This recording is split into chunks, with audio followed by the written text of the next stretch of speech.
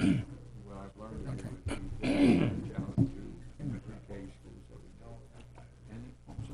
right, we're going to begin the meeting this evening. Good evening, everyone. This is Thursday, September 19th, 6:30. And I want to welcome everyone to the final public budget hearing for the Village of Royal Palm Beach. We're going to have the public hearing on our budget, our final hearing to adopt the budget this evening. And then when we conclude with that meeting, we will adjourn that meeting and immediately convene the regular council meeting after the budget meeting. So just want to let everyone know you're here for 2 meetings tonight, in case you didn't realize that. So I ask everyone to please stand and join us in the Pledge of Allegiance.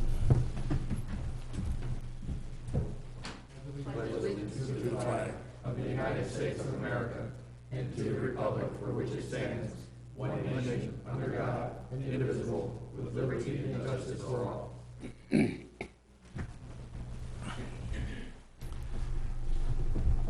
Diane, please let the record show that all members of council are present for the, I'm sorry, all members are not present. I didn't realize Selena's not here yet. Okay, Selena's en route. Just let the record show that we started the meeting with 4 of the council members here, not except with the exception of Selena. Wow, it's September 19th already. I don't know where the month has gone. I don't know about you, but I lost the whole first week of September dealing with that Doreen, that hurricane situation. Luckily, it worked out for us, but unfortunately, it didn't work out for our neighbors down in the Bahamas. So we still need to keep them in our thoughts. It's going to be a long time with them recovering, and there's been a lot of pain inflicted and loss. But it is September 19th, and as I mentioned, this is our final budget hearing for the adoption of our budget for the fiscal year 2019 and 2020. So with that, I will announce that the proposed operating millage rate necessary to fund the budget is 4.13% above the rollback rate of 1.8438 mils. I also would like to announce that the proposed operating millage rate is 1.9200 for the general fund. With that, I will ask our finance director to walk us through in this second hearing. Mayor, there's been no changes to the budget document since the first budget hearing. Are there any questions from members on council regarding the fact that there were no changes from the last presentation? No? All right, at this time, I do not have any comment cards from the public regarding our budget hearing, but if anyone would like to comment on the budget, now would be the time. Seeing none, I'm closing public comment then for the budget hearing, and I'll move to agenda item 5, which is asking for the council to adopt a final millage rate of 1.9200 for the general fund, and adoption of resolution number 19-23, a resolution of the Village Council of the Village of Royal Palm Beach, Florida, adopting the final millage rate for the Village of Royal Palm Beach for the fiscal year commencing on October 1st, 2019, and ending on September 30th, 2020, providing an effective date for other purposes. Now, is this one motion for this, Councilor? One motion for the millage resolution and then a second motion for the budget resolution. So it's 2 motions? Yes, sir. Okay, so right now, I'll look for a motion for the adoption of the millage rate. Motion for adoption of resolution 19-23. Second. We have a motion and a second. All in favor? Aye. Any opposed? We have no opposed. Diane, please let the record show that the millage rate adoption was a 4-0 vote. Okay? Now I'll look for a motion for the resolution of the Village Council for adoption of the budget. I'll move. The second, how do I'm stating the second request? It says the same thing. Right. Oh, the resolution Number number? 19-24. This is resolution 1924. Okay, I'll move to adopt the final budget for fiscal year 2019-2020 through the adoption of resolution number 19-24. 20. 4. 3 was millage, now we're on 24, which is budget. Second. Got it. Stated differently. We have a motion and a second? Sorry. That's okay. We have a motion and a second? Yes. All in favor? Aye. Any opposed? We have no opposed. Diane, let the record show that the adoption of the final fiscal year 2019-2020, resolution 19-24 was approved 4-0. No further business concerning the budget. We will move forward with that, and as stated earlier, it will take effect 1 October as we start our new fiscal year. So I will close the public hearing on our budget hearing, and we will move immediately and adjourn immediately for our regular council meeting. We've already had our Pledge of Allegiance, so we won't have to repeat that. Diane, we still only have 4 members, with the exception of Councilwoman Selena Simios, present for our regular agenda meeting. The first item on our agenda this evening was a presentation. Here comes Selena now. I'll give her a minute to get in.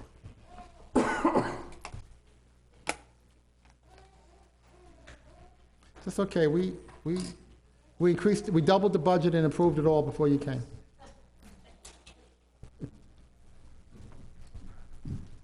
Special scholarship to Florida State students. Oh, Okay. I knew there was going to be this.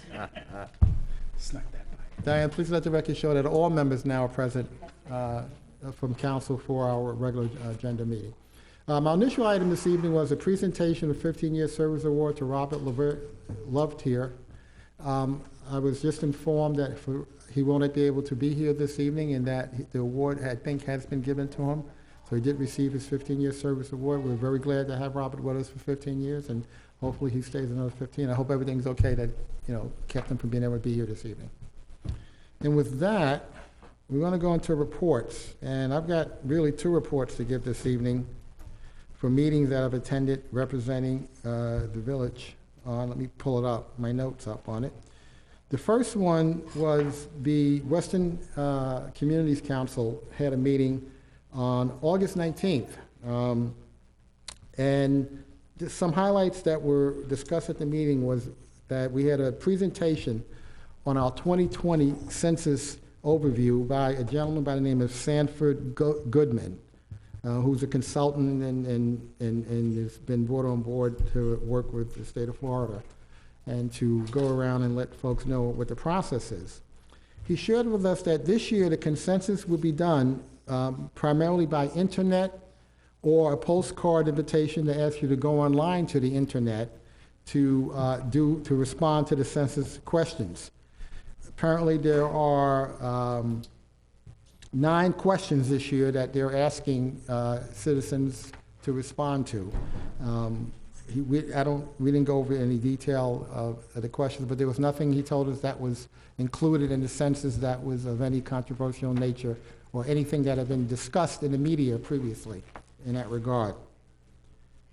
He said in the 2020 census, Palm Beach County, in the last census, 2010, he said that Palm Beach County lost some $300 million in funding because apparently we must have had an undercount of the citizens in our county, and we want to be cognizant of that this year. There is a real consequence when we don't get all of the citizens to stand up and sort of be counted. So he pointed that out to us. So the timeline will be the census will start in March of next year, and it'll be about a 30-day window for it to get completed and for everyone to get their responses in. We also had an update from the county engineer on State Road 7, and basically he already told us something we already knew, that it was somewhat on a hold status right now. A request was made that at the next Western Communities Council meeting, which should take place in about 6 months, I think, I requested actually that we have a representative from FDOT come and give us a more detailed update to what the status is with that project. So we'll see what happens with that. For the most part, that was really the main components of that meeting. The other meeting I'd like to update you on took place this morning. It's our, hold on, I got the wrong notes up. Hold on a second. There was a Transportation Planning Agency meeting this morning that we attended. And a couple of key items there was we reviewed and approved several actions regarding the transition and operation of the new independent TPA agency. This was a significant milestone that we actually are at the point where the people who currently work in the TPA, the staff, will be transitioning on September 28th. They will no longer, after that date, be employees of Palm Beach County. they will transition over under their new designation as an independent agency. And I don't think you recall I don't know, maybe it was a year ago, the new funding model that's in place is there are 4 cities that have provided like a line of credit to the TPA. And the way the TPA operates, they draw on that line, but they get the money reimbursed to them from the state and from the Federal Highway Administration. So it becomes like a revolving process for them to operate. Well, they will start operating on that new funding model effective 1 October. So their last date as employees of the county is the 28th of this month, and they'll be transitioning out. And there was a lot of discussion today about that transition process and making sure all of the details were in place. So that's moving forward well. They're still targeting hopefully by the end of October to be moved into their actual new office location down in town in West Palm Beach. So I'll give you an update, as that progresses. But this was a very good and positive step forward to the transition process for the TPA. They also announced that on October 2nd, 2019, is the National Walk to School Day. I think, was it last year that they picked one of our schools? Right. That we They had a did, chance to HL. participate, H.L. Johnson. Right. This year, they picked a school in Lake Worth Beach where they're going to be walking with, but we just wanted to get the word out to everyone that put that date on your calendar. It's a day where, if you can, you want to participate by walking your children to school instead of putting them on a bus or whatever mode you may normally use. Just to demonstrate that we are cognizant of creating a safe streets environment for our young people to be able to go back and forth, at least for their school. So that's October 2nd, 2019. We also approved and updated a request by FDOT to our 5-year transportation implementation plan. And the thing that's interesting, this plan and something called the LRTP, the Long Range Transportation Plan, is mandated by state law that when this board approves or acts on these resolutions, that is done by roll call. So by each city and each member on the board who's for it and who's not for it. And as usual, this plan always has included in it funding for the State Road 7 initiative. That's part of the plan. And as usual, well, actually, there's a little bit, something was different today. West Palm Beach has always opposed this because they oppose the State Road 7 project. But we have a new commissioner for District 2, Commissioner Weiss, also opposed it because of the State Road 7 project. All right, I found that interesting because his predecessor, Paulette Burdick, I don't recall her opposing this, right? No, she didn't. So for some reason, I guess a little piece of West Palm Beach must be in his district, and he thinks this is the right thing to do. So I just wanted to let you know that new Commissioner Weiss is also opposing State Road 7 and all of the wonderful things it means for our region, all right? And lining up with the people in West Palm Beach. Commissioner Berger, Mary Lou Berger, also opposed it, but she didn't give her reason why. She didn't, all the other folks indicated I'm opposing it because of State Road 7. I don't know why. I'll try to find out what her rationale was. I don't know if it was related to this or not because she's never done it before. Maybe there was, usually what happens if there are projects that are listed in that tip that a given commissioner whose district the project may be in, and maybe the cities in that district or the unincorporated folks in that district have a problem with the project, at times you see one of the county commissioners would be opposed to it. So I don't know if that was the case. We also approved and updated the long-range transportation plan. What was interesting about this, there's some new, I don't know if they're new or updated federal regulations that include what we call transit management objectives for Tri-Rail, and says that they must establish a plan regarding water levels, bridge heights, and condition ratings for bridges for us within Palm Beach County. I found the ratings chart that they showed was interesting. The ratings go from 1 through 9, where 9 says you need to tear it down before it falls down, all right? And actually 1 is excellent condition. So I think it's a move in the right direction that we're now being given direction at the federal level to address some of these type of infrastructure issues. and address the issue that, you know, there's something going on with the water levels rising, and we need to be, as a transportation planning agency, we need to include that in our thought process and our strategic planning process, which now we are doing that. An item of note that I wanted to kind of share with the council and the village manager in particular was they announced that on the TPA website, you can go to it, it's palmbeachcountytpa.org/transit. There is a new guide for bus shelters. And we got a presentation on that, and it was quite interesting. So what I'd like to ask the manager to take a look at, obviously take a look at the guide and kind of, when you and your staff has had a chance to digest it, come back and give us some thoughts on it in terms of now that we've got this new guide, and the guide includes here's how they'd like to see the bus shelters built, but it also has some best practices, national level best practices that should be incorporated. So we can take a look at that in terms of upgrading. I know we did I know a couple of years ago, about what, 8, 9 years ago was it? We did a bus shelter thing? We started a bus shelter program at least 10 years ago. About 10 years ago. Oh, that's what I thought. So now that we got this nice new guide down from the TPA, let's take a look at that and see what the next steps could be in that. Now, I just want to say, you know, this notion about bus shelters, why is that? I think it's more important now than it was 10 years ago. Here's why. As you know, any citizens that come to me and you tell me and you have concerns and complaints about traffic, my response to you is, you know what? You're right. We got a lot of traffic, and it's not getting better, right? And then I tell you, it's not getting better because all we do is build more roads for more traffic. Then I say the real answer is for us to look forward and come up with solutions for you to get from point A to point B without having to take your car. All right? Now, so in that broad context, if we could do something to make the use of our bus systems that will run through the village and do run through the village more palatable by having adequate sheltering in place, that just adds to the equation of moving us in the right direction. So I say we should take a look, relook at it in that context, because we're 10 years downstream and we are saying that we want to put more reliance on public transportation, and that's kind of part of it. So if you can do that, appreciate it. Everybody, comments on that, council members? Think that's something we should do? Sure.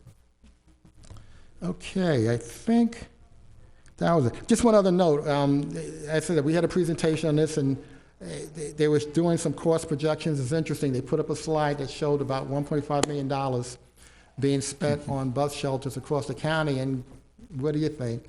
All of those shelters are targeted for unincorporated Palm Beach County.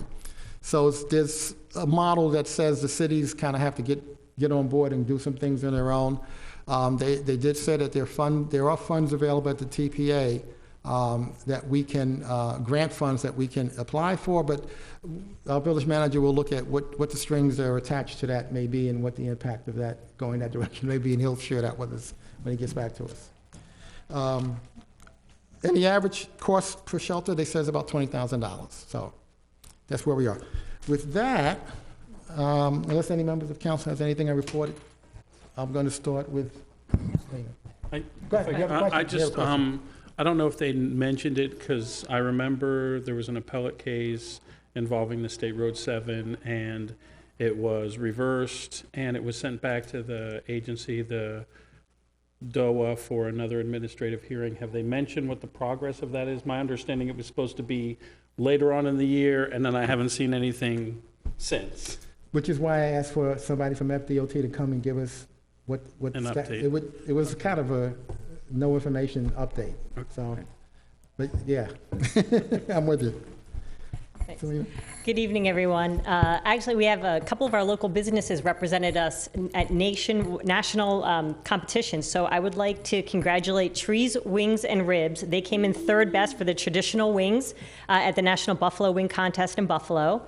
Our Royal Palm Brewing Company also received a gold medal for their Psycho Sisters Imperial Russian Stout at the U.S. Open Beer Championship, so they represented us up out there. Nice. We got to go Yes. try that. Exactly. Amongst others. We do have coming up, they're starting up the food trucks and movie night again at Commons Park, so October 11th is Hocus Pocus. The Young at Heart registration's open again, so please, if you want to join, go ahead and do that. They had 200 people register between yesterday and today, so their membership is coming back up again, and that started. We have our Village Voice that goes out to our residents and to subscribers, and thank you very much, because now we have on there, so I'd like to thank staff for doing this as well, but we have on there a guide for if you'd like to open up a business in the village, so a simplified method to use and process to go through. So that's to help all of our local businesses in the area, so thank you. And finally, I'd like to wish Addis Solomon a happy birthday. She's going to be 97 on October 14th. And Kathleen Stravopoulos was 97 on August 17th. And these are our two-time time residents of ours. And they've actually contribute some of their stamina to the fact that they've worked most of their lives. So it's one of those things is they own small businesses. So thank you. That's impressive. That's very nice. Yeah. On the movie night, you said October 11th? What time October 11th. What time does it start? 7:30. Okay. Make a note of that. You done? Yes. Okay. Thank you. Richard? No report to Mr. Mayor. Okay. Jeff? Thank you, Mr. Mayor. Good evening, everyone. It's that time of the year again. Every year we get involved in Read for the Record, working with the Literacy Coalition of Palm Beach County. And last year, actually, we set a record for Royal Palm Beach. We wound up reading to more than 400 students here in Royal Palm. And the target group is preschool, but we also squeeze in a kindergarten here and a kindergarten there. It's all about showing the kids how interested we are as community leaders in reading, how much fun it can be, and some of us, honestly, are a little more fun than others, but it gives us a chance to really get into a book that's selected. Turns out it's a nationwide kind of an activity that's associated with the Jump Start program.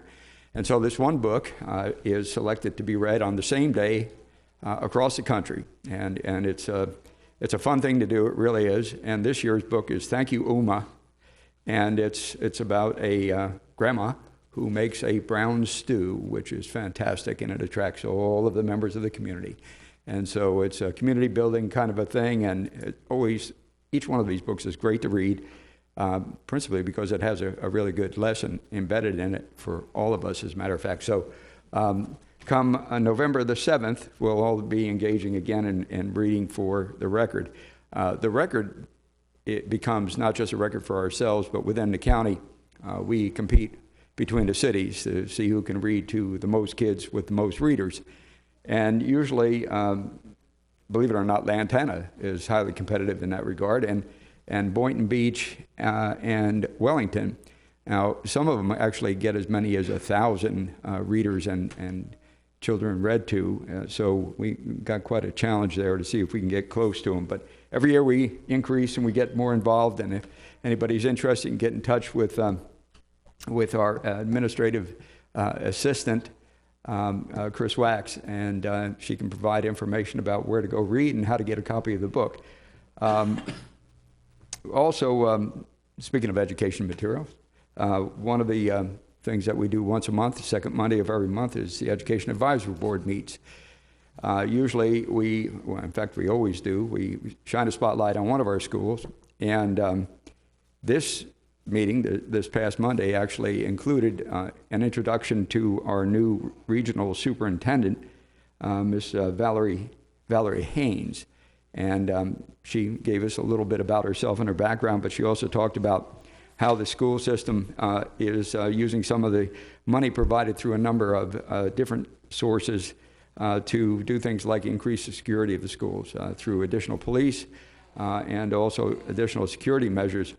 But she also talked about the fact that there are additional mental health counselors being added to the staffs at all of our schools. And the idea here is, of course, to spot a problem before it becomes a problem and actually teach everybody how to recognize it and then engage with it in a constructive fashion. Well, the spotlight this past Monday was on Royal Palm Beach High School. So rather than me talking about the things that they have accomplished, I got a copy of the portfolio that the principal provided us with, and Dr. Armas is perfecting this portfolio every year because he has good material to provide, but he does a really great job of doing it. This year, he actually brought a dozen members of the faculty and staff to come and tell us about their own individual contributions to the school. Really impressive. And for the most part, they really spend a lot of time talking about how much of a commitment they have to the schools, and the way they express it is through the fact that 12 of the members of the staff and faculty actually have relatives, either kids, grandkids, or relatives of one child or another actually enrolled in the school, and that there are 24 teachers who are alumni of Royal Palm Beach High School teaching there. It's an interesting mix. And then, of course, they can't get through a presentation without bragging a bit about, first of all, being designated the happiest high school in Palm Beach County by Palm Beach Post. They have achieved a B letter grade, which is only the third time in the history of the school in over 20 years. They have a graduation rate which exceeds the goal of the school district, which is almost a 93% graduation rate. And this year they've had the Palm Beach County Teacher of the Year selected from the high school. Not a bad collection of accolades. So good for them. Keep up the good work. And I just wanted to share that information with everyone.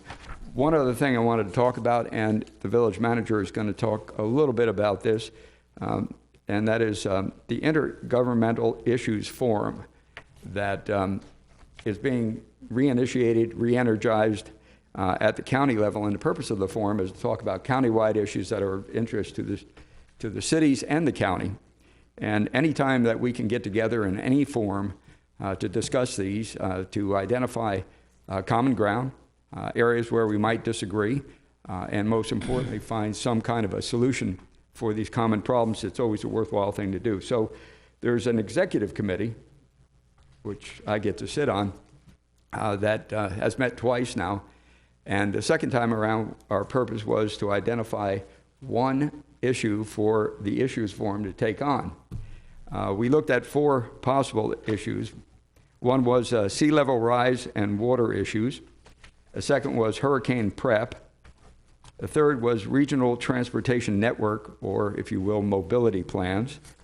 And the fourth was affordable, attainable, appropriate housing. And so we talk a lot about affordable housing. We walked through each one of the issues and decided that for the most part, those issues are going to be addressed in other places. And this one issue of housing is one that we don't have a really good venue to discuss. So that's the one that's been adopted and will come to the issues forum to work. And I think that's a valuable organization that has an opportunity for us to weigh in and not just actually find solutions, but also become educated on some of these subjects that we might not know that much about. So in any case, that'll be coming up soon. So concludes my You going to be report. talking about that? It's on the agenda. Okay.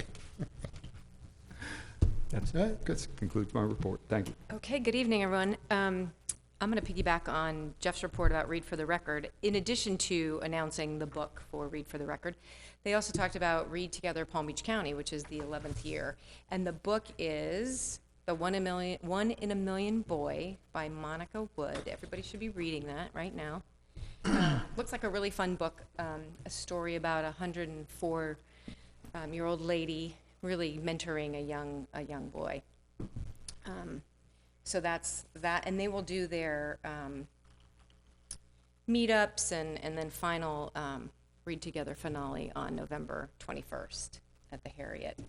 But this mentoring thing is really important when we see intergenerational adults working with really young children. And it segues into my next comment, which is I was approached by the volunteer coordinator for Guardian ad Litem for the county at the 15th Judicial Circuit. And she's trying to really work on recruiting more volunteers. So I'd love to invite her to make a small presentation at a future meeting, if that's okay with you all. Sure. And then also suggest to Young at Heart that she make a presentation to them as well. I think that could be a very valuable networking You opportunity. should do them first. Okay, Because that's a good audience for her to speak to. definitely. Don't know if she get any volunteers, but She might. She might.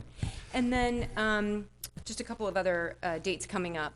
Everybody knows that we've now passed no texting and driving in Florida. So Senator Powell is hosting a community forum on this issue next Tuesday, September 24th at the Manifest Church, 2275 Palm Beach Lakes Boulevard. He, along with Representative Al Jaquette, will speak, and law enforcement, attorneys, and insurance folks. So if people really want to know the details about what happens if you get caught and what do you say and how the law really works, that'll take place. And then the library's 50th anniversary is coming up next week. So on the 24th at 4:30, cake So it's the and 25th. 25th, sorry. It is the 25th. It is the 25th. Okay. At 4:30 with a presentation and cake and celebration, so. That's it, thank you. All right. That announcement information, we could look at that for Vector, right? On the Senator Powell's thing. Anyway, that's it. What's that? I was talking to Diane. I want to get that information out that you shared about the no texting and driving. I think that's people may want to set it on that. That's it, Jan? That's it, thank you. Right. No report, Mayor. Keith? Very briefly, if any of you have your mandatory 4 hours of ethics training still outstanding, the League of Cities will be hosting a training on October 30th, and that's at the town of Lantana. I know the League's asking for RSVPs if you plan to attend, but I do need to give you a disclaimer that I am going to be presenting on the topic of public records, so just govern yourselves accordingly. Wait. Does that mean you don't want to take any hard questions from the audience? No, I'm actually hoping for some friendly faces. I think we have that on More our people to calendar heckle. already. I'm not sure. We do, right? Yeah, we do. Yeah, I'm pretty sure we'll all be there. Good. Just give us the questions you want us to ask. But don't tell anybody. Okay. I think that, I'll conclude with that. all right, I think that concludes our reports. At this time, if anyone has a petition they'd like to present to the council, now would be the time to bring that petition up. No petitions tonight, okay. I'm closing the public offering of petitions. Now we take statements from the public on non-agenda items or items on a consent agenda, and I do have cards tonight for some non-agenda items, and I do have a card for a consent agenda item. So we'll start with the non-agenda items first. Mr. Andrew Manatis, did I pronounce it? Antiotis, okay. Give it time.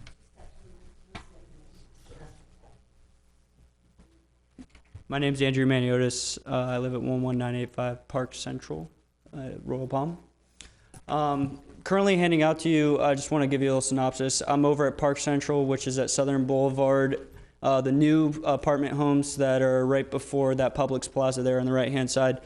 I'm here tonight because there's two commercial developments that are being built right in front of this area. They each house about 100 or hundreds to thousands of parking spaces that are currently designed to flood out into our development. So this poses a couple issues. One, you're going to have thousands of cars on those first 2 pages. You can see our nice cozy street there that you expect thousands of vehicles to be driving in and out of our development so that they can get from that commercial center, which is planned to be shopping centers, and then second also is a retirement home / preschool. So this poses a couple issues. I have a neighbor here with me. She has a young daughter. One day when she grows up, she's going to want to be able to play in her front yard. How are we supposed to do that when we have thousands of vehicles, potentially, if you're providing spaces for them to be going in and out in that area, and how are they supposed to be safe while doing that in their front yard? The second issue I have there is the maintenance. Currently, right now, this is a private road, but is to be publicly used, and you, as a homeowner and within the HOA, you require us to maintain this roadway. So another option is, or another reason for not allowing this would be that if you're expecting us to maintain this roadway, why would you possess all these vehicles to dump out into our streets and onto our roadways? And, you know, that's obviously a maintenance issue, a safety issue, and also a liability issue. I have grass, curb, light poles, whatnot, that you expect all these vehicles to come into this neighborhood and possibly destroy, and we would have to fix if in fact something was damaged. On the third page here, is a development directly next to us at the Publix Plaza. This is an example of a perfectly planned neighborhood where there's no access to this Publix Plaza whatsoever. And we're looking to do something exactly like this, to use State Road 80 or Southern Boulevard as the entrance place for a public commercial plaza to keep separated from a private place of living. On the third page is another Google Maps, and it shows an overview of our area. Technically, you would expect everyone to flood out into our roundabout and out through the main entrance to cross over 4 to 8 lanes of traffic, which would then be backed up because there's no traffic signal there. There's no light whatsoever. There's possibility for numerous crashes to happen there for us to all wait for this traffic to leave. Lastly is, I just have one more closing statement, is that the place that I grew up is in Wellington, and there's a perfect example of the village helping us out in the community. This is in Wellington. There's a sound wall here that separates from this community from pretty much the same thing, a shopping plaza. So me growing up, this is my first home. I'm just trying to create a place for my family to grow up one day. And the village helped us here at my family home back then, and I'm looking for some help from you guys to do the same for me and my place of living as I grow up. I have a question for you. Now, you're saying I'm a little confused. Do you know that the area that you bought a home there, or a townhome? Yes, sir. Did you know that area has something called mixed-use designation? Yes, sir.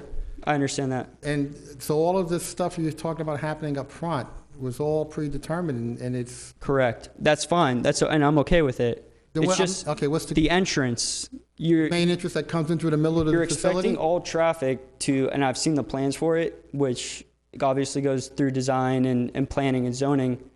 You're expecting all traffic to exit from the backside of this property instead of allowing traffic to enter from State Road 80 and Southern Boulevard. Traffic does enter from State Road 80, doesn't it? For our development. Yeah. So you would have all that traffic come out the backside and then through this roundabout that our development pays for and maintains to then exit onto State Road 80, which can be seen in this handout here. All right. I'm going to ask you to get with them to find out exactly what the issues are, and I want to be upfront with you. I don't know if there's anything that we can do about any of this, but at least we want to understand what the concern is. All right. The concern is there's going to be thousands of vehicles on this I want you to get with my road. village manager and his staff to get it to really kind of dig into this in a more deeper way. All I'm asking is for a little more in-depth look at the planning of this. We'll look at it and let you know. Because there's obviously an area for a right turn that could be created into these areas of development from this one plan view. I have highlighted in purple there. You could obviously create a right turn lane and a right turn lane out instead of using this backside, which is my road, for all access to be coming out of that backside entrance. All right. Thank you.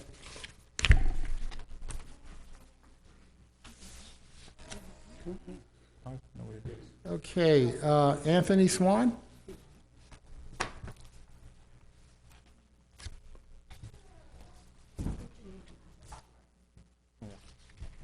My name is Anthony Swan. I live at 11949 Park Central also. We moved in August 2017. Ever since we moved in, we've had problems with the community and the builder. One of the issues were as soon as we moved in, it was raining, and we noticed that the landscaping is pitched towards our home. So we went to zoning and city to ask for certified drainage plans to see why is the land pitched towards my home and not away from my home. And it doesn't match pretty much the land and the driveways throughout like half of the development doesn't match the drainage plans. And I've brought it up with multiple people in planning and zoning and paid for surveying myself. Also, our house is half hot, half cold. And when I went over the blueprints, the AC does not is not ran to blueprints that were submitted to the city and state, and is 30% below state standards.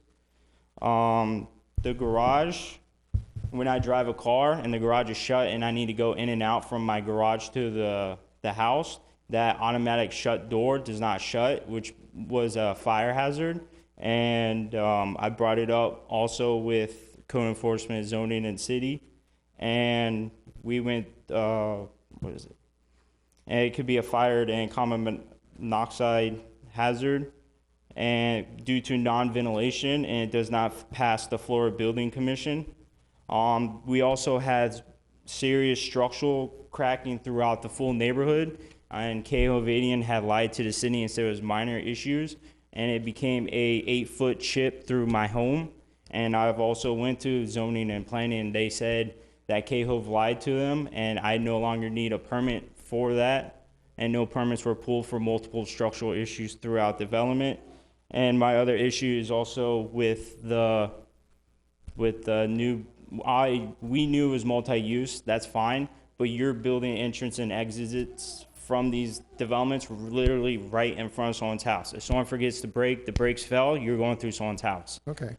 Original blueprints showed when we bought it was going to go to electric box, which was in between townhomes, which was fine. Now you're building like a 3-lane wide in 2 people's houses. You say, we're not I only have building 3 anything. minutes, You keep saying, we're not. Yeah. Okay, this is the builder or the developer who's done this, not the village. But okay, go ahead. Is there anything else? And also for the AC that was not ran up to state code, I asked for How do final you know inspections. that? Yeah, how do you know it wasn't ran to state code? How were you able to determine that? I've had multiple engineers from York, Preferred AC, Davis come out and CFM read, and through arbitration, they also stated it didn't pass state code. The drainage doesn't pass state code due to arbitration. The ventilation through the garage doesn't pass state code through arbitration. Arbitration with whom? K. Hovadian I had. So you've gone through some kind of a legal process with the builder already? Yeah, and it's already over with. So tonight you're sharing this with us. I'm sharing this you because spoke this is with our some of our last- staff already. Go ahead.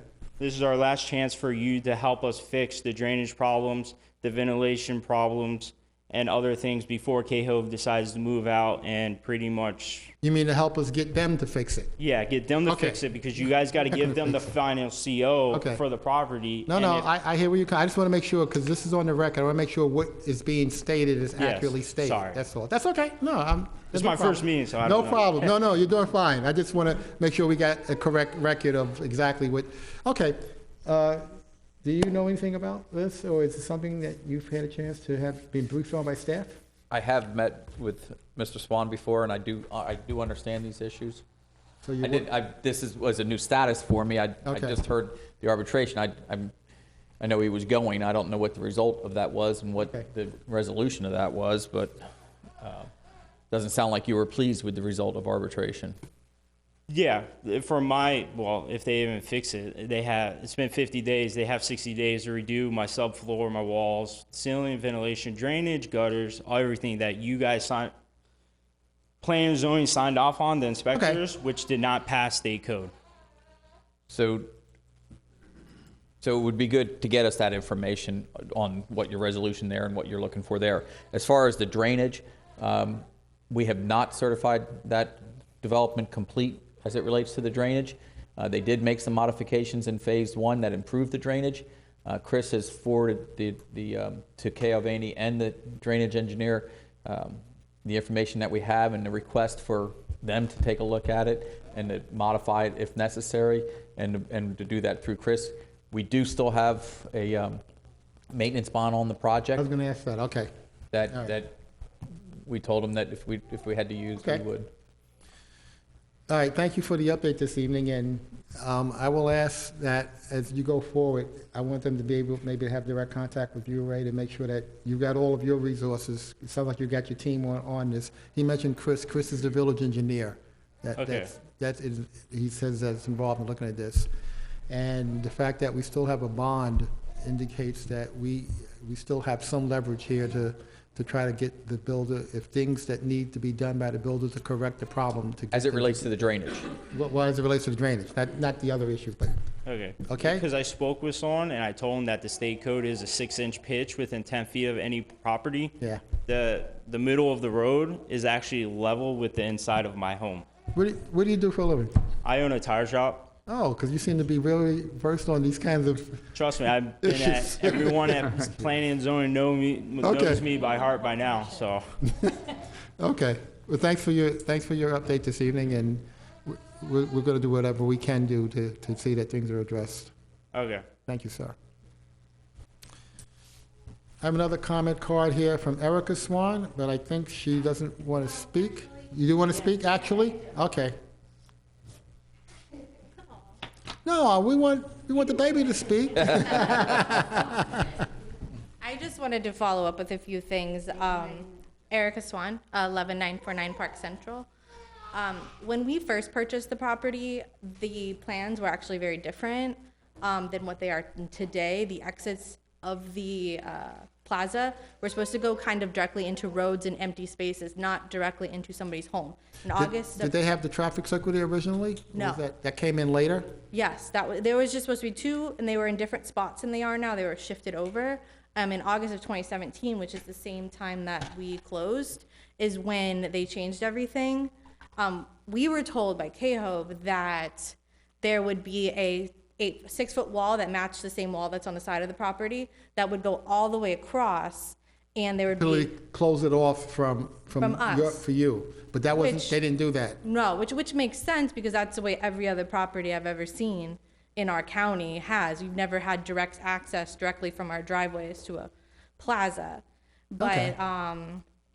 now. Do you have that documented?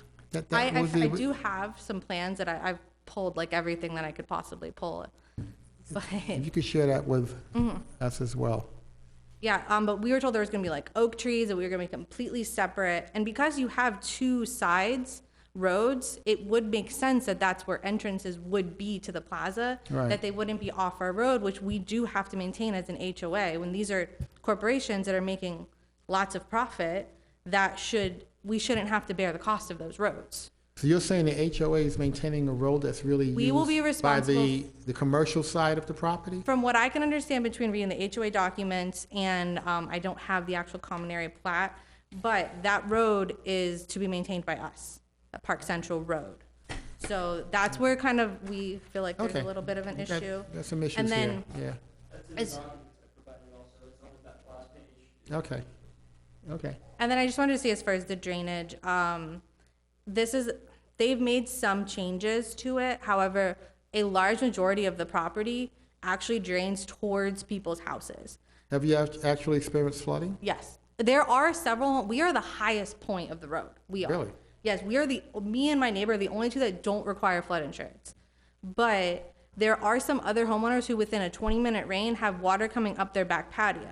Now, to address that, what KHOVE did is they raised everybody's back patios to their sliding glass door. And they told everybody, oh, hey, we're gonna pitch your property correctly up to these. So there's about this much space between the grass and these people's patio, there's a drop. And then when they got out of warranty, they said, it's too expensive, we're not gonna do it. And if you walk that property, you will see the first several buildings, there is a huge drop off from these people's patio. Was this one of the issues that you took for mediation? Yes, this was in our All right, so arbitration, that's part and of we the- won that in the our arbitration. documentation that you're gonna share with us, right? Yes, that Okay. is, in our arbitration, they Okay. do have to repair ours, but it's only our property. Okay, all right. Thank you again Thank for you. the update. How old? She's 6 months. She's lovely, you. okay, so cute. A couple things I'd just like to Go say. ahead. Yeah. One, the roadway maintenance, they are private roads that are open to the public.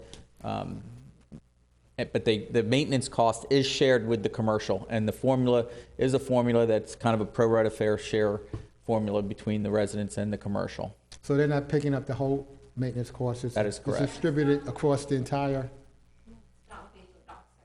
There's nothing They about ju- a share, that it's part All of right. the master association. we'll look into that too, okay. So And noted, so noted, On the flood insurance, okay. on the flooding, there is an issue with local drainage draining away from the homes and things like that. As far as the FEMA and required flood insurance. We don't know of a requirement that mandates flood insurance. Having it is never a bad thing because it could be different than what the predictions are. But as our conversation with the FEMA and our numbers that we have with FEMA, flood insurance is not required. Wow, okay. All right, that's it. Okay, thank you very much. Thank you. Thanks for coming, really. Hopefully we can get something resolved here and get you some of this straightened out. Okay. I see. Did you want to comment? You don't want to comment? No? Okay, good. I was looking at our village engineer back there, but, okay. Before we go, I have no other cards on comments, items not on the agenda, but if someone still would like to speak on an item not on the agenda, now would be the time. Okay, seeing none, I'm closing public comment to items not on the agenda. I have one comment card for a consent agenda item. Consent agenda item number 17, Mr. Nicholas, is it Petrino? Yes. Okay. Nicholas Petrino, 2660 Carambola Road, West Palm Beach. I am here today to represent DNS Landscaping on a bid that was submitted recently for roadway and grounds maintenance service. Our company submitted the bid because we would love to join the Royal Palm Beach team. In the bid item, we were disqualified for not producing a number on one of the roadways. Inside the bid packet, we were under the impression it says, the village reserves the right to separate the work by 2 separate landscape maintenance locations set forth under the special conditions and specifications herein to award to more than one bidder. Therefore, we took that as we would be able to bid on the certain portion of the roadway that we wanted out of the 2, which we did. In the bid packet, there was 2 companies that bid for the Royal Palm Beach. One was NextEra, one was us. We submitted the bids. We left one out because we wanted to focus primarily on the one section that we knew that we could exceed out with the city. In the packet, both companies that submitted the bids, there was errors in it. NextEra produced a bid where the numbers didn't match up, and we produced no bid for the one we did not want. In the packet, it also says, the village reserves the right to waive minor variations to specifications, informalities, and irregularities in any of the bids. Therefore, we are asking the city right now to please waive the bid that we did not submit a number to and accept the bid that we did, since we were lower than the previous bidder, and our company currently handles 3 major cities in the Palm Beach County region and exceeding the expectations. We currently handle the city of West Palm Beach, the village of Palm Springs, and the city of Boynton Beach as the primary landscaping contractor and have for many years. We understand that this bid was submitted incorrectly, but we were under the impression that we were allowed to submit only a bid for the certain portion that we wanted, and the city would be able to choose between those 2. So you saying you were under the impression that, based on the way you read the RFP, that you had an option of not bidding on the full package, but only part of the requirements? Yes, sir. Okay. You want to comment on that? He read all that correctly. We do have that option. We have done that in the past. We have split the award in the past. We chose not to do that this year and take the bid from a bidder who bid both for the $242,000.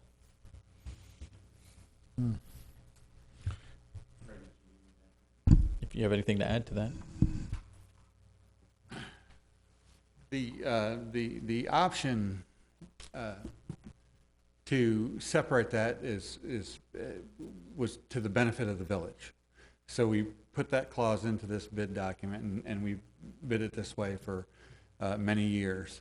That gives us the option to, but it's the option for the village to be the best interest of the village. We had a pre-bid meeting. The discussion about whether or not they had to bid both did not come up at the pre-bid meeting. It wasn't not a question that was raised. Not a question was raised, and we did not get any communications from anyone as to whether or not they had to bid both. Had we would have told them, yes, you have to be responsive. This was reviewed by our attorney, and our attorney told us that this bidder was not responsive. So we didn't have the option at that point to evaluate that bid. Okay. If we would have submitted a bid, would it be in the best interest of the city to hire a contractor that did come in at a lower number than the other one to save the city money, even though we currently... To be honest with you, over the years, I mean many years, in many projects, and many contractors and vendors. And one of the things we've learned, and I've learned personally, is the lowest is not always the best. So I get your point. Yeah. I get where you're coming from. I'm not saying that because you're lower that you're not quality, but I'm just giving you, the context of how we structure the RFPs is a result of many years of experiences and some of them being not very good. So I'm sorry that this didn't work out the way you wanted, but I will invite you as we'll have other projects in the road, down the road to please. And it's unfortunate this wasn't a question that didn't, because that's why we have one of the reasons, as you well know, why we have the pre-bid meeting is anybody confused about how this thing is written and what we're asking for and what we're looking for, and that's the opportunity to really get all of that out on the table and get clarity for the people, the businesses who want to participate. And So- I just want to say that I spoke with him previously, and I appreciate the conversation we had earlier today. Well, I appreciate you coming this evening and sharing your thoughts with us. Thank you very much. Okay. Okay. I have no other comment cards for items on the consent agenda, but if anyone here would like to comment on the consent agenda, now is your opportunity. Seeing none, then I'm closing public comment to the consent agenda. And with that, we're going to have the consent agenda.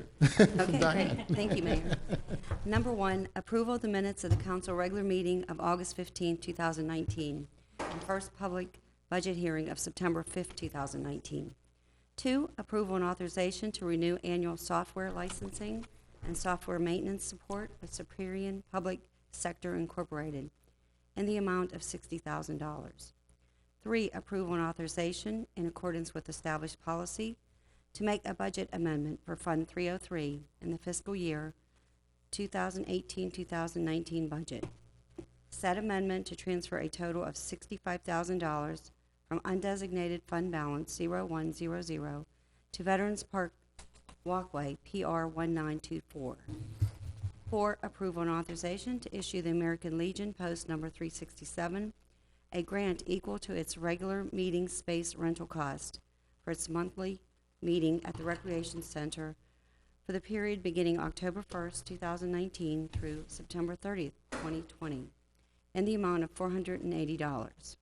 Number five, approval and authorization for the village manager enter into an agreement with Broadcast Systems Incorporated in an amount not to exceed $100,000 for the purchase and installation security cameras at the Recreation Center, Cat Soccer Complex, and Camellia Park by piggybacking GSA contract number GS07F173GA. Six, approval and authorization for the village manager to execute the first addendum to the Communication Plan Professional Services Agreement by and between My PR Guru and the Village of Royal Palm Beach. Seven, approval and authorization for the mayor to execute the fourth addendum to the Law Enforcement Service Agreement by and between the Palm Beach County Sheriff's Office and the Village of Royal Palm Beach. Eight, adoption of resolution number 1926, a resolution of the Village Council of the Village of Royal Palm Beach, Florida, adopting a revised schedule of fees and charges, specifically repealing resolution 1910, providing that this schedule of fees and charges shall be available for inspection at all times at the Village Hall during regular business hours, providing an effective date and for other purposes. 9, approval of the bid award in the amount of $931,990.16, and authorization for the village manager to execute a contract with the lowest responsible bidder for road resurfacing PW19RR to Rapid Milling and Paving LLC. 10, approval and authorization for the village manager to execute an addendum to extend bridge construction engineering and inspection services provided by Alan Gerwig and Associates for 2 years. 11, approval and authorization for the village manager to enter into a professional services agreement for landscape architect services for Cutler and Herring. What was that? 12, approval and authorization for the village manager to enter into a professional services agreement for stormwater engineering services with CDM Smith Incorporated. 13, approval and authorization for the mayor to execute a supplemental grant agreement with the Florida Department of Transportation for the construction of ADA improvements in the neighborhoods of the Colony and Counterpoint Estates. 5, approval of a special event permit for Palm Beach County Sheriff's Office to hold a night out against crime at Target located at 10155 Okeechobee Boulevard on Friday, October 4th, 2019, from 3 p.m. until 10 p.m. 15, approval of a special event permit for the Village of Royal Palm Beach to hold a green market and bazaar at Village Hall every Saturday, beginning October 19, 2019, through April 25, 2020, from 9 a.m. to 1 p.m. 16, approval of a special event permit for the American Cancer Society to conduct their glow-in-the-dark fun run 5K event at Royal Palm Beach Commons Park on Saturday, January 18, 2020, from 5:30 p.m. until 8:30 p.m. 17, approval of bid award and authorization for the village manager to enter into contract with Epicurean Park LLC, doing business as Next Era Services, the lowest responsible bidder, in the amount of $242,399.41 for roadway grounds maintenance service on State Road 7 and State Road 80. 18, approval of bid award and authorization for the village manager to enter into contract with U.S. Sweeping Incorporated, the lowest responsible bidder, in the amount of $26,348.41 for street sweeping. Funding source is from the stormwater utility operating budget. It must be the ghosts from Vendors Pass. I'm sorry. Okay. If there are any comments from members on council, if none, I'll look for a motion. Motion to approve the consent agenda? Second. We have a motion and a second. All in favor? Aye. Any opposed? We have no opposed. Diane, please let the record show that the consent agenda was approved by 5-0. And the ghost is in the building or something. I don't know what that is. Okay, moving along to our regular agenda, the regular agenda item R1, which is a public hearing for the second reading and adoption of ordinance number 994, granting a 30-year electric franchise to Florida Power and Light Company, its successors and assignees, and imposing provisions and conditions related thereto, including payment to the village of monthly franchise fee. Keith, did you write this? I think you just pretty much read the title, Mayor. Okay, go ahead.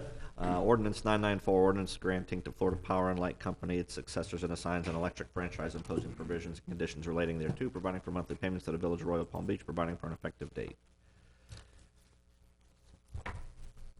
Okay, I do not have any comment cards from the public on agenda item R1, but if anyone here would like to comment, now would be the time. Seeing none, I'm closing public comment for agenda item R1. If there are any comments from members on council? This is the second reading. I guess no comments. If there are no comments, I'll look for a motion. I make a motion to approve regular agenda item number 1. Second. We have a motion and a second. All in favor? Aye. Any opposed? We have no opposed. Diane, please let the record show that agenda item R1 was approved 5-0. Agenda item R2 is a public hearing for the second reading and adoption of ordinance number 992 and application number 18-0078, an application by Urban Design Killday Studios. The applicant is seeking a change of land use designation for a parcel of land totaling approximately 13.144 acres from Palm Beach County's low residential 2 land use designation to the Village Open Space land use designation located on the south side of Southern Boulevard, approximately 0.27 miles west of State Road 7. Bradford, you're on. Great, thank you, Mayor. This is the adoption hearing for Pod 8. The idea is that this would be the receiving area for the recreation obligations for Pods 2, 3, and 4. The proposed future land use amendment for Palm Beach County low residential land use to the Village of Royal Palm Beach is open space. Land use designation is consistent with the village's comprehensive plan, compatible with adjacent future land uses, and meets all relevant concurrency level of service standards. Finally, the proposed land use amendment package is consistent with requirements of Chapter 163 of Florida State Statute. The local planning agency considered this application on June 25th, 2019, recommended approval by a vote of 5-0. Village Council considered Ordinance 992 at the transmittal hearing and recommended approval by a vote of 5-0. And staff is recommending approval of Ordinance 992 at the adoption phase here. And I'll turn the floor back over to you, Mayor. Thank you. Okay, thanks, Bradford. Does the applicant choose to make any comments? The applicant has a small presentation that I discussed with the mayor and Bradford. We would go over after the vote. After the vote? Okay. Information in that. Well, okay. That person is probably not related, I don't know.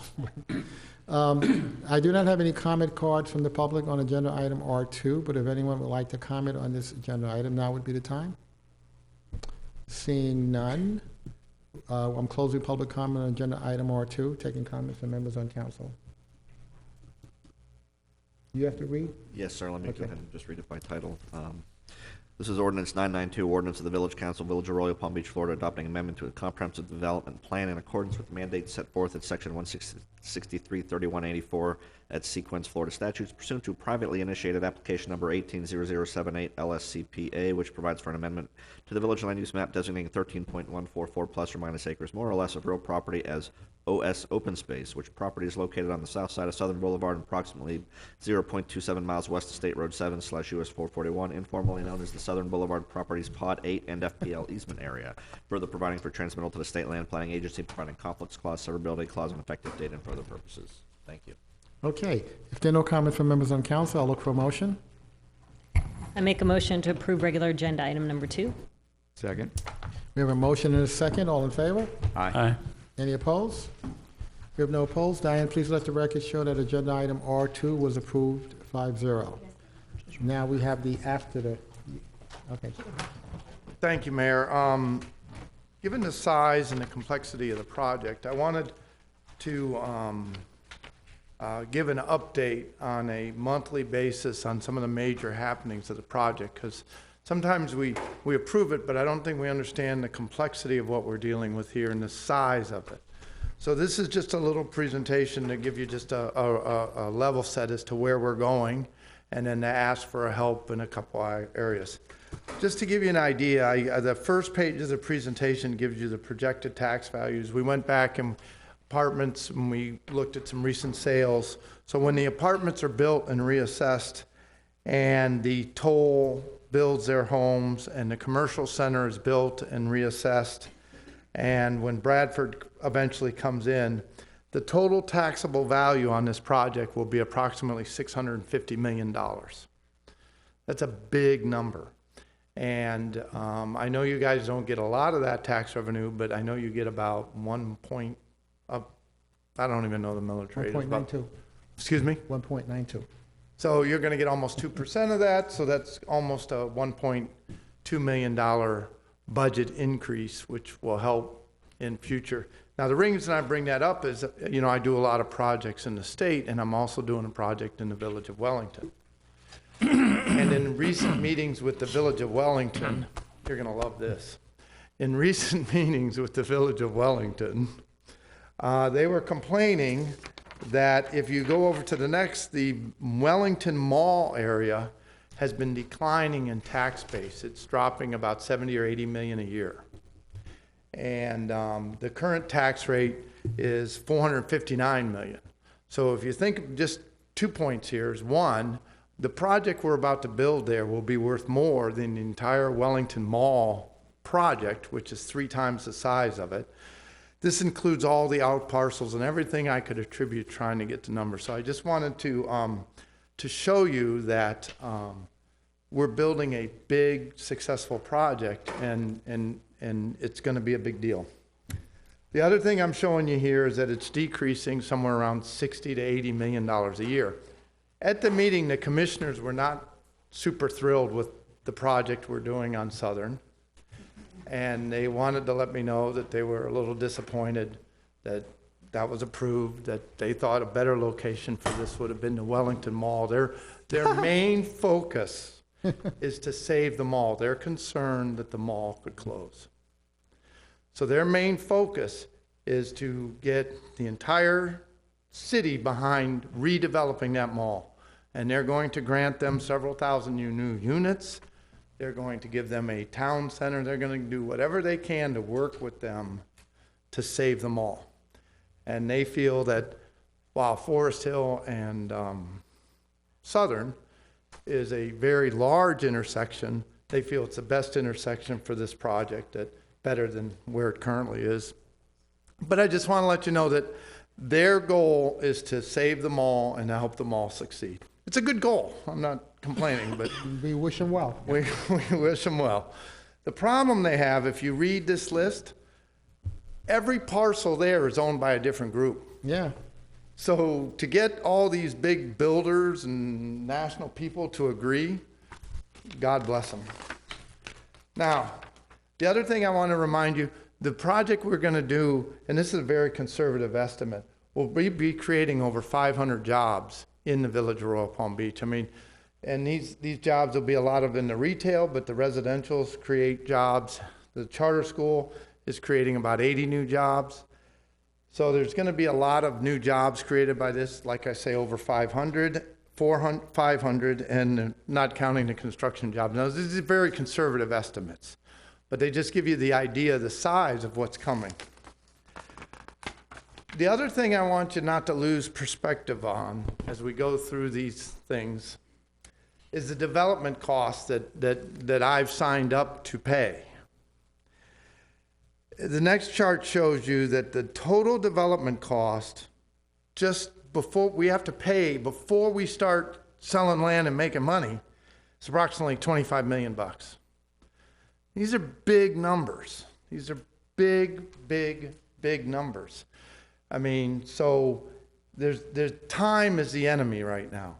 Time is the enemy. We have to, now that we've solved 99% of our problems with Lowe's, we have to proceed and get the project going so we don't get an error of staleness, if you understand what I'm talking about. As I've met with most of you commissioners independently, and not soon all, perception become reality, and perception is we're stalled, and we have been because of Lowe's, and it's nothing personal, but it is what it is. But now we can move forward, so we need to move forward at all pace. So the last page is why am I standing here in the first place. Here's some critical dates I want you to think about. I've signed the first contract for the property in 2013, 6.5 years ago. You know, it's been a while. It was 40 properties, 80 different owners. It was a big job, but we got it going, okay? Now, the big issue for me and the big issue for the project is we need to get the charter school going. We got to get the charter school going so that it can be open by next August. And to do that, we have to work together. And I don't want to say how we got here, whether my consultants didn't do a good job or whatever the reason we got here. We're here. And we have to get this, because the charter school is key to the success of the project, because then it's key to the apartments, it's key to the, it's just key to everything. So we really want to work with you to try and come up with a game plan to get the charter school open. On that note, we've been working a lot with Bradford. He's been doing an incredible job. I think sometimes he gets in trouble for helping us too much, but he's doing a great job. I really like him. Mitty, you know, when Jennifer left, I actually cried. I want to let you know. Yeah, I did too. But Mitty has stepped up and done an outstanding job. I've been very, very impressed, and I told her partner here, right, that what a great job she's been doing. So where I need help from you is to get Erica Boulevard going under construction and to get the charter school going under construction. So what I'm asking is for help to do that.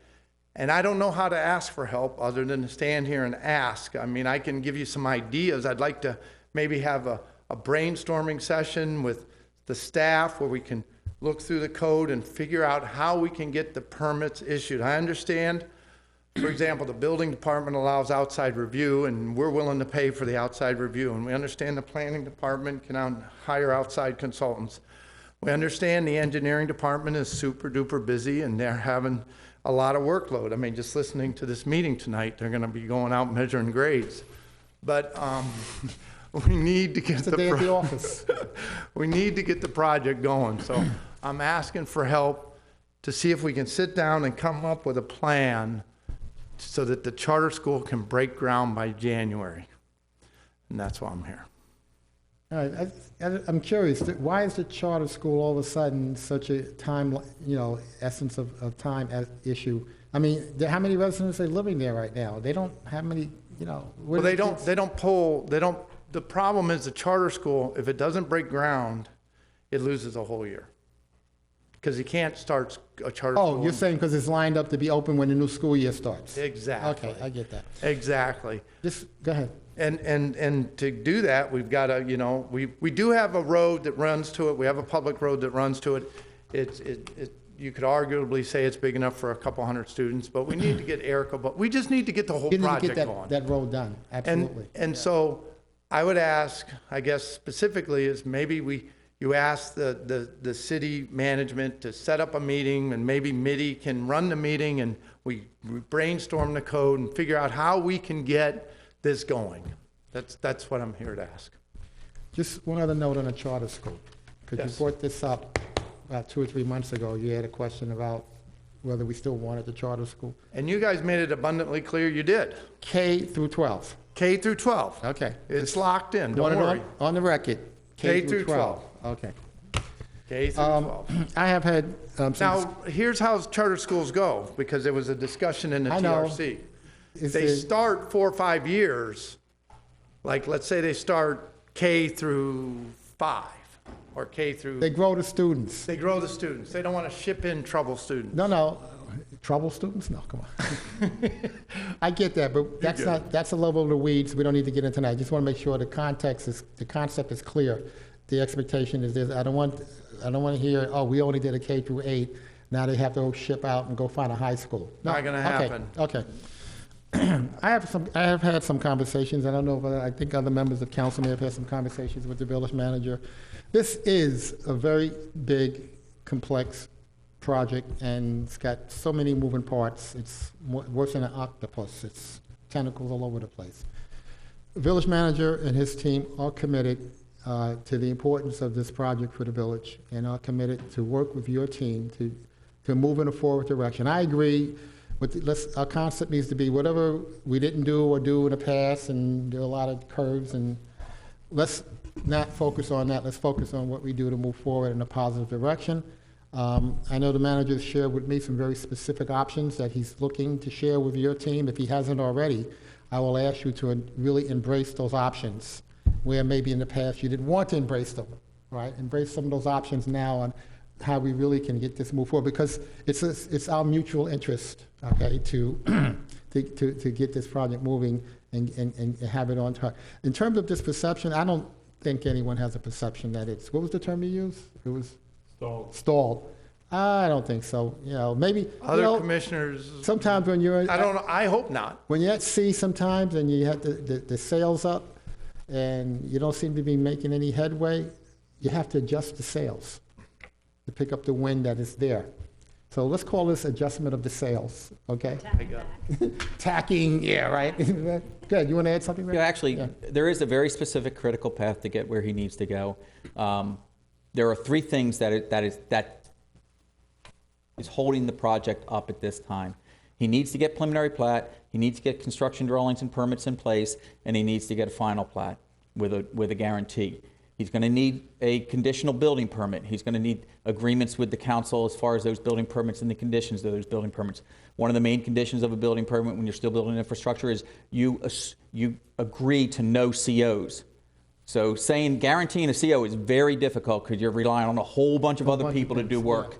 So our conditional building permit, if we grant one prior to the completion of the improvements, is conditioned that you're not guaranteed a CO, and if you think you are, and there's legal actions as a result of it, and we're involved, you have to pay our attorney fees.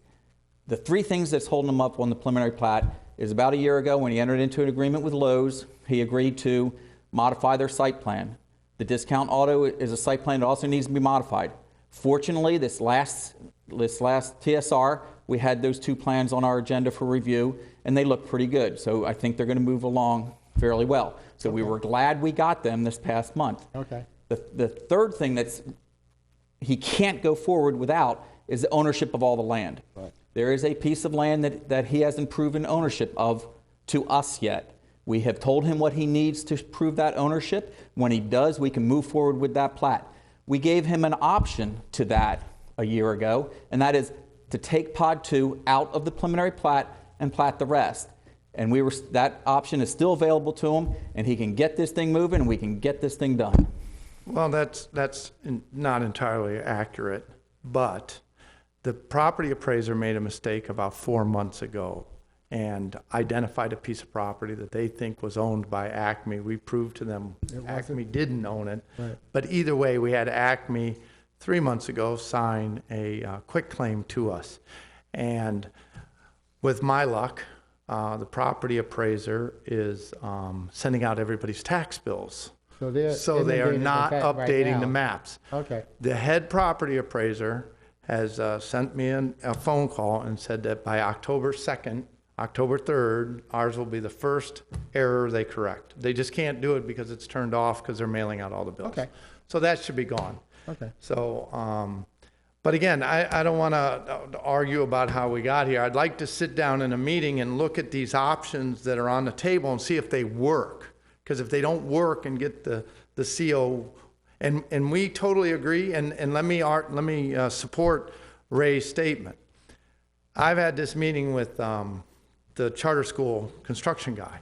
I said, look, I'm not going to go in here and fight to get your conditional building permit, and then you're not, we don't have the road ready or whatever, you're not going to be able to open. And, we're negotiating with contractors to build the road. They've given us assurances they can get it done, and we understand the concept. If the road's not done, the road's not done. They've actually committed to a timeline on that? Oh, yeah. We're negotiating right now with hard drives. I have a meeting with George Elmore next Wednesday, and if anyone can build that road in 6 months, George can. So if we can get it started, if we can get the development order for it by January, December or January, it's not an issue, according to George. So again, we just need to work. All we want to do is work together. All we want to do is sit down in a meeting, look at the options and see if they work. Because some of the options, like removing the plat and redoing it, doesn't work because that takes 4 or 5 months to do that. So some of those options don't work. So we got to, and we also know we got to get another signature from Lowe's on this. So we have things we have to do. We accept that. We're not here saying anything other than we want to work together to get it done. And we want to work together to get it done too, and we'll put our best brains to this project. So we'd like to try and get a meeting again where we can talk about these specific things Give Ray a and call see if and they work. you guys discuss that. Right. Brian knows how to get a meeting with TSR, and Mitty's at those meetings, and we can have that meeting there. But having a meeting at TSR in 3 weeks from now isn't going to solve. I would like to have a dedicated meeting where we look at these specific things and work backwards, trying to come up with a schedule that works. And you can contact Bradford's office. He can set up meetings outside of the TSR, and there's a process for doing that. It's all very predictable, spelled out in the rules, and we can do that. That's no problem. And again, we're willing to pay for any outside consultants to help get this done. Remember you said that, but okay. All right. Okay. Thanks for the update, and thanks for the contacts information. I don't know why our neighbors to the south shared all that other information with you, but we're glad that the decision was made to have this project annexed and be part of the village. And one day down the road, we're all going to be able to look at what we put in place here for the citizens of the village and the region, and be very proud of it and say, wow, it took a while to get this thing done, but I started this when I'm 28. okay, we'll go with that. Oh, and I have to. Probably 7 for 5 too. I have to say this for my beloved friends at Related. As the master developer, we do support their variance for the sign when it comes up. Oh, really? Okay. Well, thanks for that bit of information. Okay. All right, I guess we're done with this agenda item then, agenda item R2, right? I said it didn't. Oh. No, this was actually, I appreciate this. This gives a broad context and put this into a great, give us a context. And I find it interesting, as I said, the information of our colleagues across the way, sharing their thoughts. But seriously, we do wish them well, because they're going through a transition in terms of the marketplace is shifting, and what used to be the right direction to go in terms of, these malls and the big box stores, and it's moving as we speak, and it's shifting very fast, and they've had a challenge to adjust to that. So we wish them well in that regard, definitely. Okay, agenda item R3 is a public hearing to consider a variance application number 19-043. An application by RD Royal Palm Beach LLC is requesting a sign variance from section 20-56 sub 2 to allow for an increase in the maximum height of the sign structure to 21 feet, where the village code allows a maximum of 7 feet, to allow a second entrance sign on the tower feature, and to allow a reduced setback of 8.75 feet, where the village code requires 10 feet for a parcel of land located at 10900 Town Circle. Now, this is a quasi-judicial process, so we'll Yes, sir. have the swearing again. Thank you. If you're going to be speaking to the village council on this matter, I need to place you under oath. If each of you will raise your right hand, who's going to be testifying. Do each of you swear or affirm under penalties of perjury that your testimony to the village council will be the truth, the whole truth, and nothing but the truth? Yes. Thank you very much. And then I just need to come back to council. If any of you have had any ex parte discussions regarding this matter, those would need to be disclosed for the record at this time. I spoke with Met with the applicant. I did too. I spoke with the applicant and staff. I only spoke with staff. Fair enough. Okay. Then, thank you, Mayor. We can proceed with the presentation. Okay. Graf? Great, thank you. You're welcome. The site is located at 10900 Town Circle and situated with the residential multifamily zoning district. As he stated, there are 3 variance requests as part of this application. The first is to allow a second entrance sign on the tower feature, to increase the maximum height of the sign structure to 21 feet, where village code allows a maximum of 7 feet, to allow a reduced setback of 8.7 feet, where village code requires 10 feet.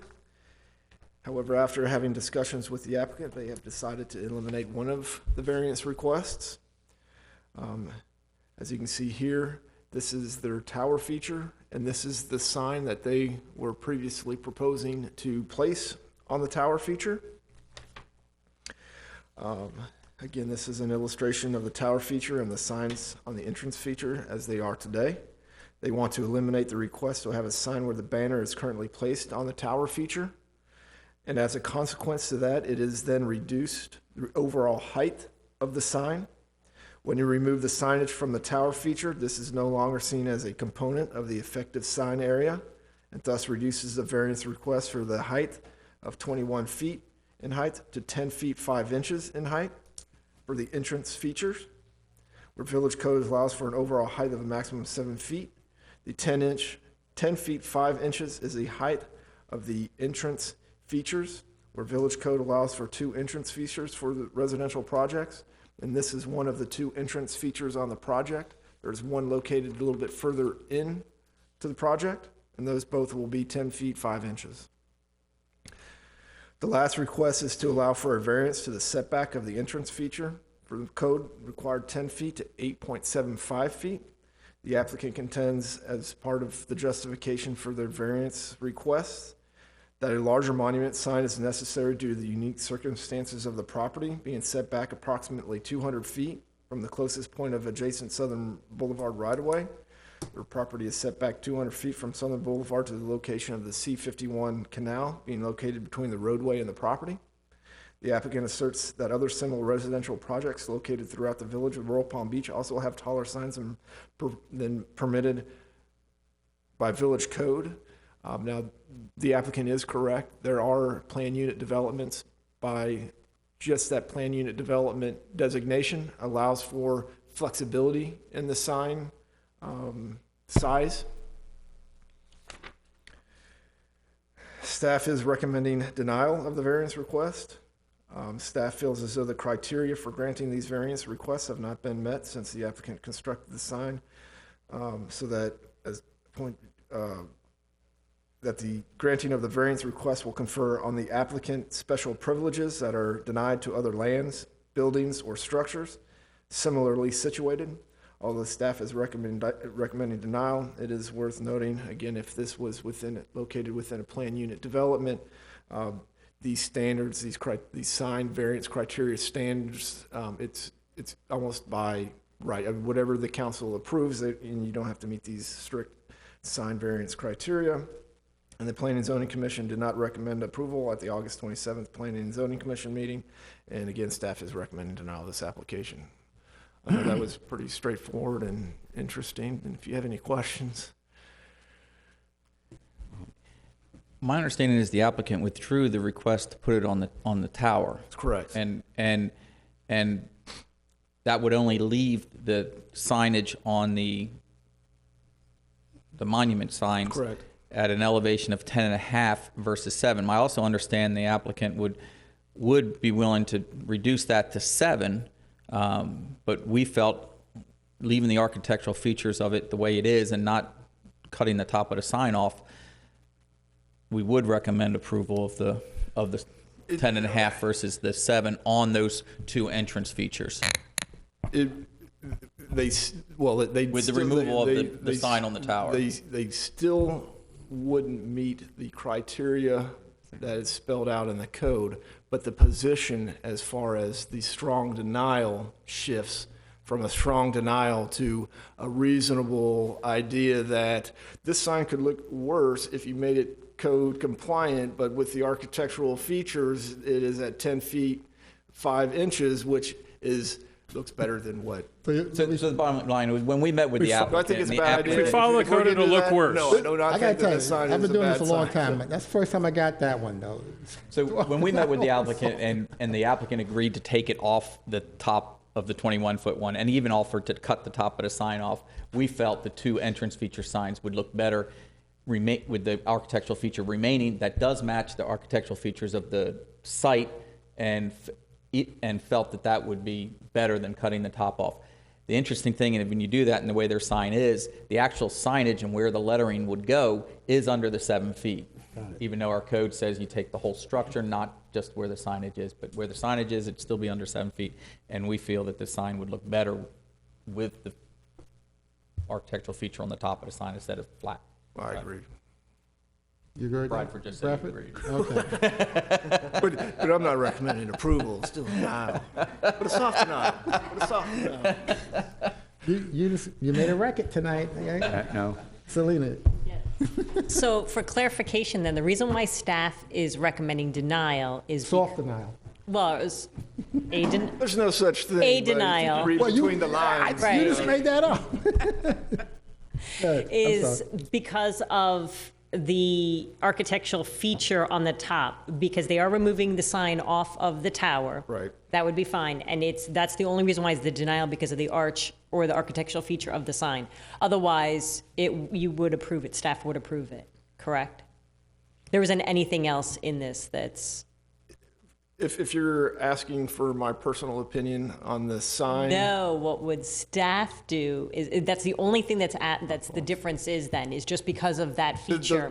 Yes, feature. ma'am. And if that the feature arc were gone. feature on the sign. And they've already taken the one down off the tower, then staff would recommend approval. If they took the arch off. Right. And it met the 7 feet. Right. Then there is no need for a height variance. Okay, so then we wouldn't be talking about it at all. Right, but with our professional opinions Right. and what we've seen out in In the world. Right. Right. yes, the arch does have an effect. And Right. Okay. It's appealing, gotcha, Right. thanks. You want to add something else, right? I'm sorry, Jeff was next. As Hold you on. can tell, Hold on, we let went me- through extensive sign modifications, and it's Yeah. very difficult for us to recommend approval of any sign that doesn't meet Correct. your standards. That's why I wanted to, yeah. Right. So it's further. But in this case, going through all the options there, Now, if we want an opinion section of my recommendation in the future, I'll be more than happy to provide. We need to look at that, okay, that's an interesting comment. So insofar as the technical aspect, it is justification for denial in your mind. It just simply exceeds the limit. Okay, fine. Yes, sir. And other considerations, which is one of the reasons why we have the ability to grant a variance, you're suggesting is a strong enough consideration to actually think about it more favorably. And the architectural feature is that. And if you look at the sign and imagine what it looked like with the top Right. chopped off, yeah. It looked like a sign with a wouldn't be top the same. chopped off. That's It what it would looked look like that. Exactly. Since they willingly removed the other sign, I think that's Right. from the tower. Yes, sir. I think that's worthy of consideration as well. Okay, thank you. Would the applicant like to make any comments?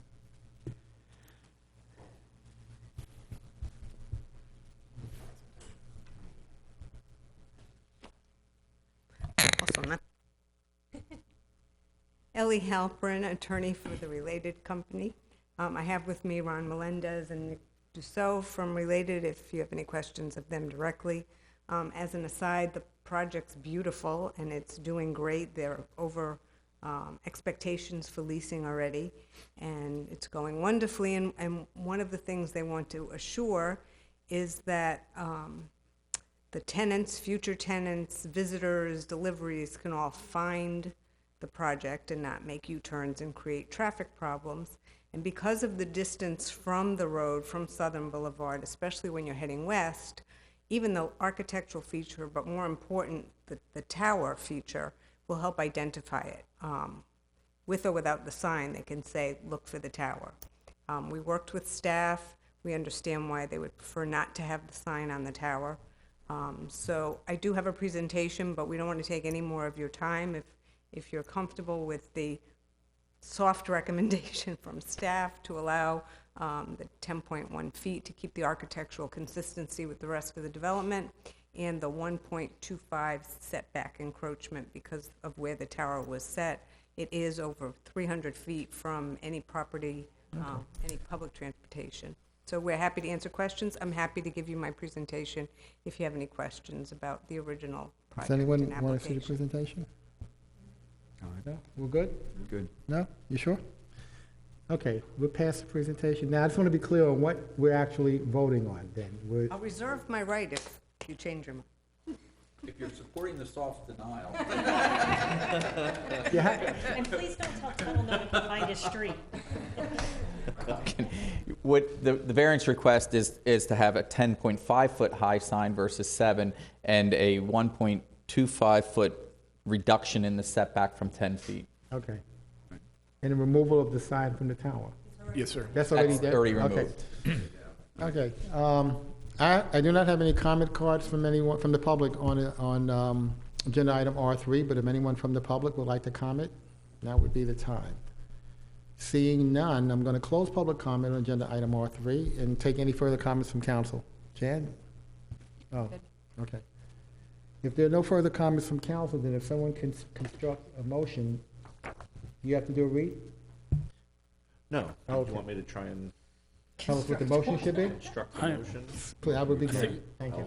I think I followed it enough. I would make a motion to approve the variance to increase the setback from 8.75 feet to 10 feet, and in addition to 10 feet. setback, backwards, sorry. 10 feet to- yeah, 10 okay. back to 7.5, and then I was going the other way from 7 feet to 10 feet on the sign. 10.5, sorry. Second. Okay, is that good? Is that a good motion? Sure, that Okay, covers- we, that covers we have a the motion. revised request. We have a motion and a second. All in favor? Aye. Any opposed? We have no opposed. Diane, please let the record show that agenda item R3 was approved 5-0. Okay, thank you. Good luck. Agenda item R4 is a public hearing for the first reading and approval of ordinance number 995, amending Chapter 15, Landscaping and Vegetation Management, to add language regarding a state law exemption to local government regulation of tree trimming, pruning, removal, replacement, and mitigation requirements on residential properties under certain circumstances. Boy, I'd love to hear this one. So I'll read the title and Title, then, go ahead. thank you, Mayor. This is ordinance 995, an ordinance of the Village Council, Village of Royal Palm Beach, Florida, amending Chapter 15, Landscaping and Vegetation Management of the Code of Ordinances of the Village of Royal Palm Beach. Article 1 in general, Section 15-3, applicability of chapter. in order to add language regarding state law exemption to local government regulation of tree trimming, pruning, removal, replacement, and mitigation requirements on residential property under certain circumstances, providing that each and every other section, subsection of Chapter 15 shall remain in full force and effect as previously adopted, providing conflicts clause, severability clause, authority to codify an effective date, and for other purposes. This is first reading. It would be this month's edition of Home Rule Assault from the legislature. This ordinance is based on a state law that was passed during the last legislative session that essentially restricts the local government's ability to require permits on residential property that have to do with tree pruning and removal. And what this state law preempted away from us and what the code would provide for is that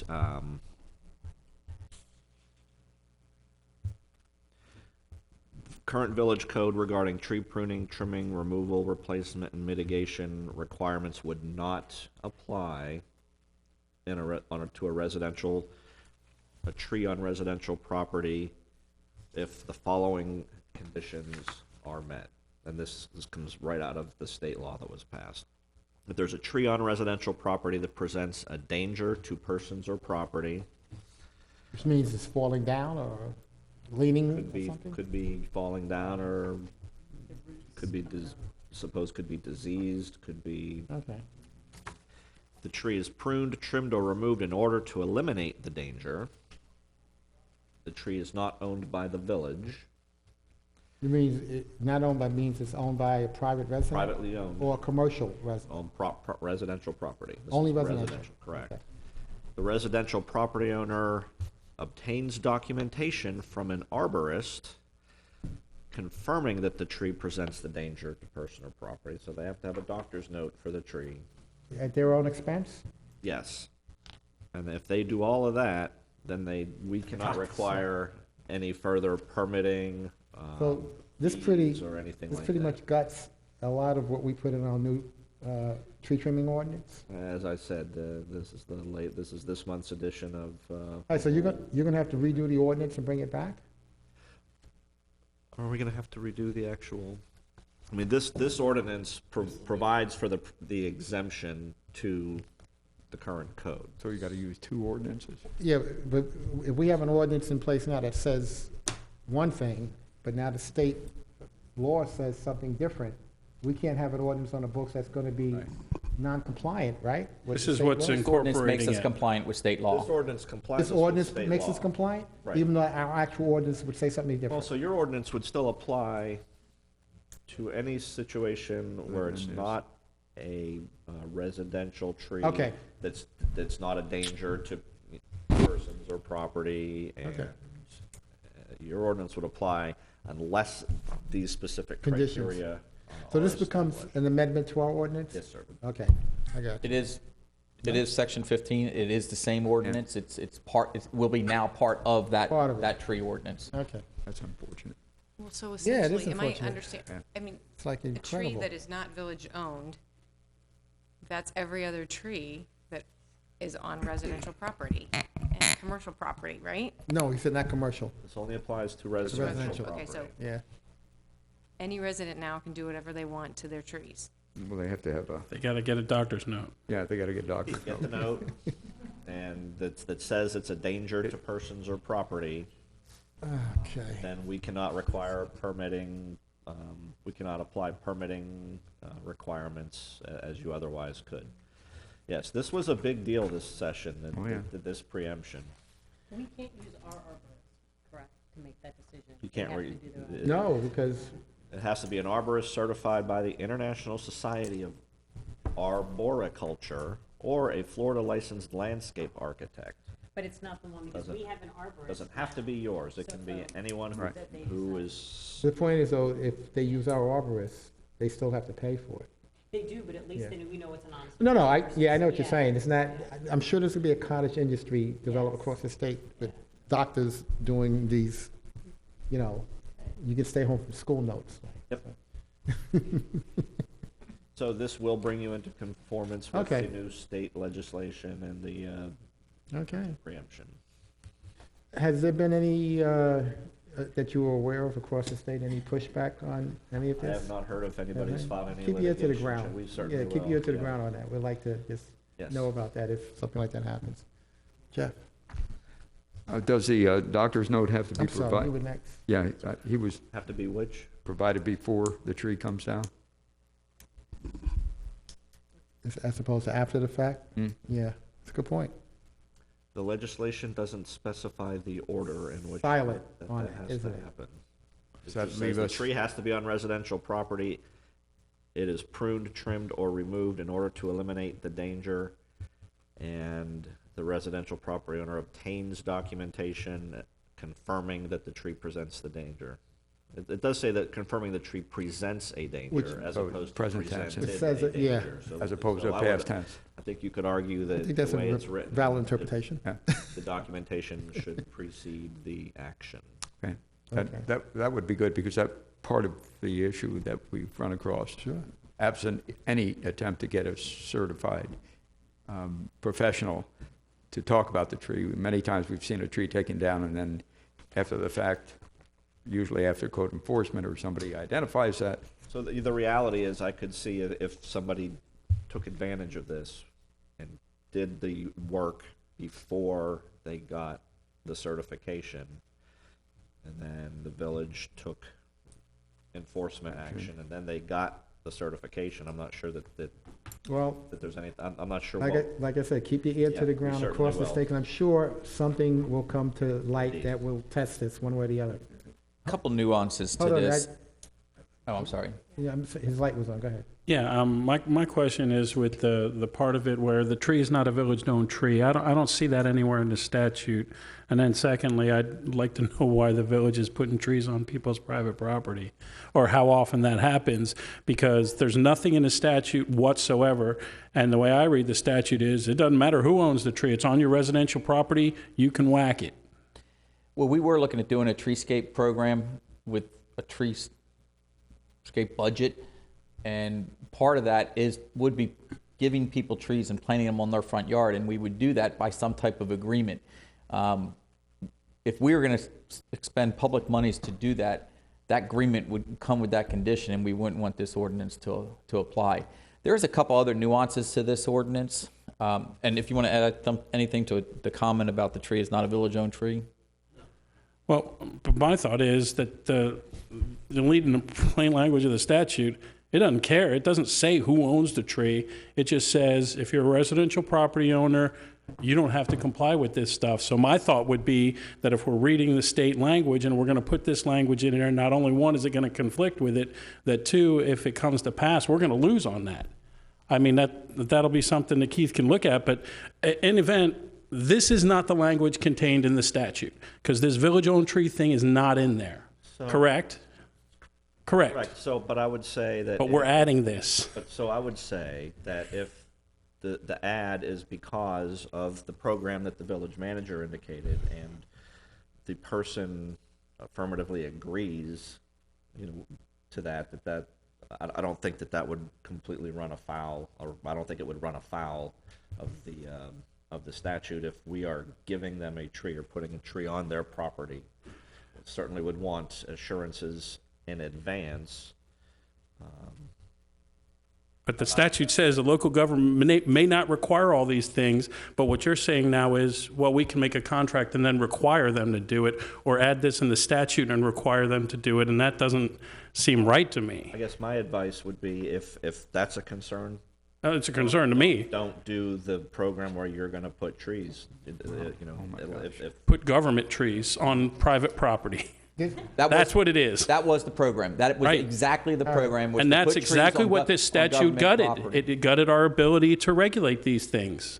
No, it's gutting the ability to keep people from taking trees down that they feel are a threat to their private property, that's on their property that they own. Okay, and if they feel a threat, where does it say they own? I don't see that in the statute. It doesn't say they own it at all. It says any it's on tree their property. on their property. He's right. No, we don't disagree. Can we get an opinion on this? We would have a hard time going forward with the streetscape program and putting trees in people's yards. That's why I'm suggesting, because that's what's in play here, is there a way we can get an opinion on this question? Sure. I mean, again, right now, my opinion would be. Well, no, I don't know, where would we go to get that opinion? The Bondi? Moody, You I'm just sorry. got two opinions, actually. Well, yeah.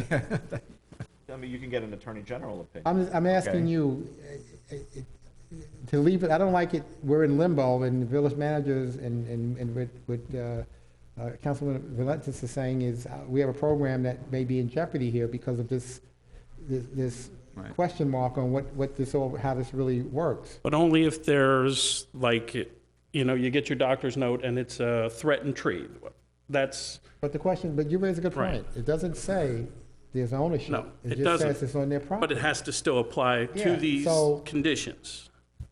Well, then why don't we change that to say the tree is not part of a streetscape program by agreement with the property owner? Because that's what that would be. We would Okay. do it by agreement with the property owner. Reverse this. And that reverse sounds it. better because you're getting a Reverse it. waiver of that Okay, so person's we'll right reverse it. to what Exactly. they are under this Exactly. statute. Exactly. They're allowed to do, right? You can waive your constitutional rights. You should be able to waive your right to cut a tree. And that was the point. So, If let's- there's an agreement. right, but but what we have here doesn't say that there's an agreement. Well, It I'm just happy to says, okay. revise that language. That sounds like a good. One more a good nuance option. I'd like to point out to you. This ordinance does not, it relieves our residents or our single-family residents from our tree ordinance. It doesn't relieve them from our landscaping ordinance. So they can take a tree down that they feel is a threat to their property and it comes down. That may put their property Under the limit. in not in compliance, in a deficiency. So when next time they come in for a permit to do anything, they have to put their property back into compliance. I'm really interested in trying to understand what the logic was behind the legislature in doing this, but Well, there's what it was there's tree ordinances out there that if you're taking a specimen tree that's 30 inches in diameter out of the front of your yard, there's some significant replacement and costs that you have to pay for that. And it was legislation saying, I don't want local government be telling these people they have to pay a significant cost to take out a specimen tree in their front yard if they feel it's threatening their property.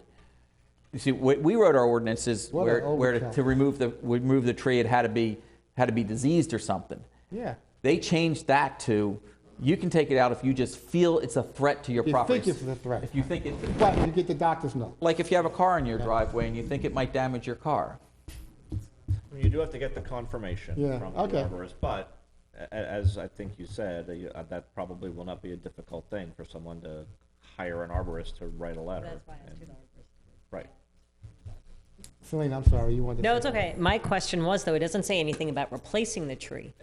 So can we still put it in there that if you remove it, it has to be replaced? No. And there is nothing that we can do to say that, okay, it's been taken out? All right, that was, It is, the village manager stated, as part of our review for building permits for single-family homes, there are certain criteria for single-family lots, and there are triggers for us to go in and evaluate their compliance with those sections of the code. And they will have to bring it back up to code compliance. Okay, so Keith, you have to modify the language and based on what we're saying? I will modify parens 3 to refer to an agreement, and I will get the language regarding the program, and we'll bring that back for the second second reading reading? with the revised language. Okay. Just the comment that the original version of our ordinance was difficult enough to explain. Now we add to the complexity, which just creates a lot more frustration. That's unfortunate. What I heard as a justification for this, or the motivation for this in Tallahassee, was frustration individuals had with how long it was taking to get permission to remove a threatening tree. And, the argument was, the local government's just getting in the way, putting a bureaucratic behavior in there, and there's a serious threat to property, and yet they have these ordinances that get in the way. So we're gonna help in Tallahassee, and we'll clean that up. And I think that's how we wound up with this. At least that's what I heard. So. Okay. Rob, you want to add anything on this? You good? You okay? Okay. No, leave him alone. I just want to give him a chance if he wanted to pine in on this. All right. All right, so where are we? I do not have any public comment cards on agenda item R4, but if anyone would like to comment on this item, now would be the time. Seeing none, I'm closing public comment for agenda item R4. If there are no further comments from members on council, I'll look for a motion. Move to approve regular agenda item number 4. With the amended language. Yes. Second. We have a motion and a second. All in favor? Aye. Aye. Any opposed? We have no opposed. Diane, please let the record show that the agenda item R4 was approved 5-0 for the first reading. Okay. Agenda item R5 is approval and authorization for the village council to appoint one member and one alternate for the Issues Forum, or the IPARC, RPAC. I guess this is what you were talking about earlier? That's what I was talking about earlier. All right, and So you're on, Ray. Some 30 years ago, we entered into, well, we had our comp plan. Our comp plan, everybody's comp plan, requires intergovernmental coordination. To satisfy that part of our comp plan of intergovernmental coordination, we entered into 2 agreements with IPARC. But it ended up being 2 separate agreements. The IPARC agreement is in accordance with Hold it. What's the matter? Your mic is not on? I'm sorry. Okay. The IPARC agreement is consistent with Chapter 163, and it is the platform that we use to coordinate our land use changes. And if we have a problem with somebody's land use change, that's the form we use to discuss that before it goes on for adoption. That the same group that manages that also has the Issues Forum. The Issues Forum is another separate agreement. It's not a requirement of our comprehensive plan. It's not a requirement of the state as it relates to intergovernmental coordination. All the cities entered into that agreement also some 30 years ago, and we participate in it. The group has not been active for the last 20 years. 20 years? 20 years, yes. Seems like only yesterday. Because these are not land use related that would end up in mediation or anything as a result of the land use or in an administrative hearing or anything like that. So IPARC, the administrator of IPARC, wanted to get this back up and going and see if it could be useful in dealing with, on a policy level, issues in Palm Beach County.